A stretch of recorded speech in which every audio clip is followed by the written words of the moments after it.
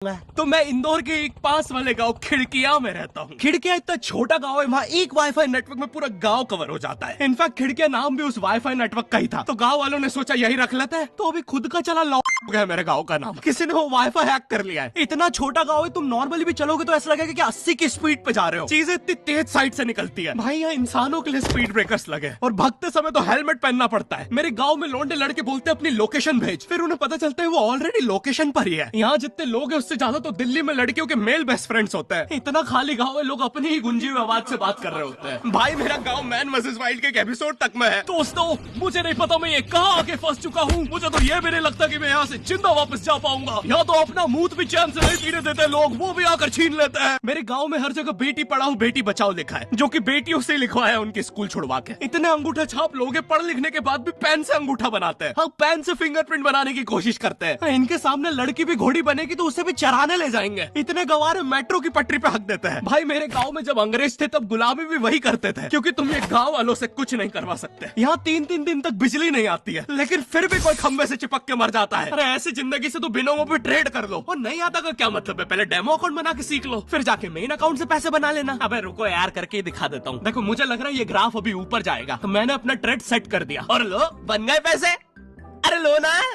अरे ले। अरे भाई लेना, तेरा फोन है, मेरे को घर जाना है। और यहाँ पे विड्रॉल और डिपॉजिट भी आसानी से हो जाता है, वो भी बिना किसी कमीशन के। प्लीज ना पकड़ना अपना फोन, ले लेना, घर जाना है मुझे। तुम अपने लिंक से अपने फ्रेंड को भी इनवाइट कर सकते हो, जिससे तुम्हें 10 से 20 डॉलर मिलते हैं। तो अभी जाके डिस्क्रिप्शन के लिंक से डाउनलोड करो। भाई मेरा कंप्यूटर है भाई, ये मेरा प्रोमो कोड है, इससे तुझे 50% बोनस मिलेगा फर्स्ट डिपॉजिट पे। तो यहाँ पे एक 10th क्लास की कोचिंग थी, और भाई ये कोचिंग पूरी प्रॉपर थी। वो तुम्हारे मोहल्ले की ट्यूशन जैसी नहीं, जहाँ वो बालों में टावल बांधकर निक्कर स्लीपर में एक दीदी तुम्हें पढ़ाती थी। वो दीदी के घर पे इतने सारे बच्चे आते थे पढ़ने, दीदी को पता ही नहीं कौन क्या है। दीदी छोड़ो, बच्चों को नहीं पता टीचर कौन है। एक बच्चा पढ़ाई में अच्छा है, सब लोग उसको ही टीचर समझ रहे हैं। वो बच्चे ने अपनी अलग कोचिंग खोल रखी है बीच में, वो नए-नए टीचर्स लेके आ रहा है। स्टूडेंट्स, ये है मिस्टर अब्राहम जी, अब से आपको केमिस्ट्री यही पढ़ाएंगे। वो दीदी के घर में दीदी से ज्यादा सक्सेसफुल हो गया है। दीदी अभी भी एक कमरे में है, उसने दूसरे कमरे में बिल्डिंग बना दी है। इतने छोटे छोटे बच्चे कोचिंग जाते हैं आजकल, और वो बेचारे आज और कल ही जा पाते हैं, क्योंकि परसों तो उन्हें कोई ओमनी वैन में पकड़ के ले जाता है। इतना कंपटीशन आ गया है, बच्चे 6वीं 7वीं छोड़ के यूपीएससी प्रिपरेशन कर रहे हैं, और वो फिर भी फेल हो जा रहे हैं। हाँ, क्योंकि यूपीएससी वाले उधर 6वीं 7वीं के क्वेश्चन पूछ रहे हैं। एक क्वेश्चन था यूपीएससी का कि तुम कितनी बार 100 में से 10 माइनस कर सकते हो, और आंसर है एक बार, क्योंकि फिर तुम 90 में से 10 माइनस कर रहे हो। ये एग्जाम से आईपीएस पुलिस ऑफिसर बनते हैं। अब समझ में आ रहा है देश में इतना क्राइम क्यों है। आधा क्राइम तो आईपीएस वाले ही कर रहे हैं एग्जाम वालों को मार के, कि सालों 17-17 घंटे पढ़ा के ये पूछ रहे हो। तो मेरे गाँव में जो कोचिंग थी भाई, उसका सर 10th पढ़ा के सन की हो गया था, क्योंकि भाई उसकी जिंदगी 10th के लूप में फंसी हुई है। उसकी 10th खत्म होते ही फिर चालू हो जाती है। बच्चों के मम्मी पापा उन्हें 10th के बाद कंप्यूटर गिफ्ट करते हैं। सर के पास 70 कंप्यूटर हो गए हैं। हाँ, उनके मम्मी पापा आज तक गिफ्ट कर रहे हैं, और वो भी उस जमाने का विंडोज एक्सपी। सर बेचारा सारे कंप्यूटर जोड़ के GTA 5 खेलता है। सर इतना 10th क्लास में है, वो कोचिंग के बाद अपनी कोचिंग की लड़कियों के सामने बाइक से स्टंट मार रहा होता है। देख कोमल, राज ने तो सबको पीठ पे कुत्ते मारे हैं, तू कोई नई नहीं है। शबाक, पीठ पे कुत्ते मारने वाला राज।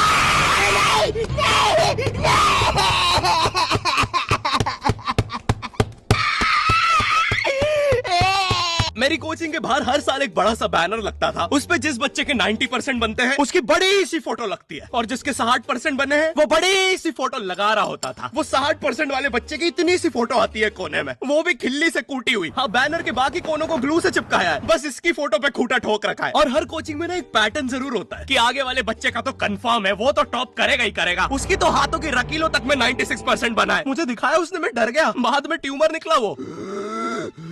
भाई तू इलाज करवा ले यार अपना। चलता है तू मुझसे। कोचिंग में पीछे एक बच्चा पिट रहा है, उसकी किताब में सर ने ड्राइंग्स देख लिया, वो ड्राइंग्स उसकी थी भी नहीं, वो जिस सीनियर की बुक थी उसने बना रखी थी। ये इसलिए पिट रहा है क्योंकि इसको आज तक लगता था कि गांधी जी घूंघट में हंसती एक औरत है, और नेहरू जी ये है नेहरू जी। इस बच्चे के हिसाब से हमारी आजादी की लड़ाई कुछ ऐसी दिखती है।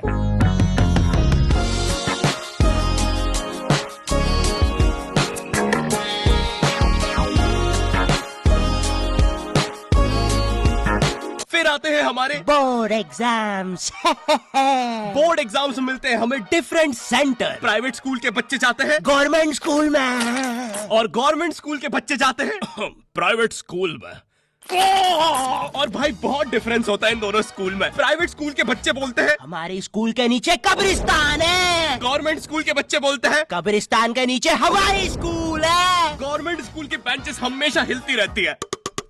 वहाँ के बच्चों के बुंड का बैलेंस ही वही हो चुका है। उनको तुम नॉर्मल बेंच पे बिठाओ वो उस पे भी हिलते रहता है।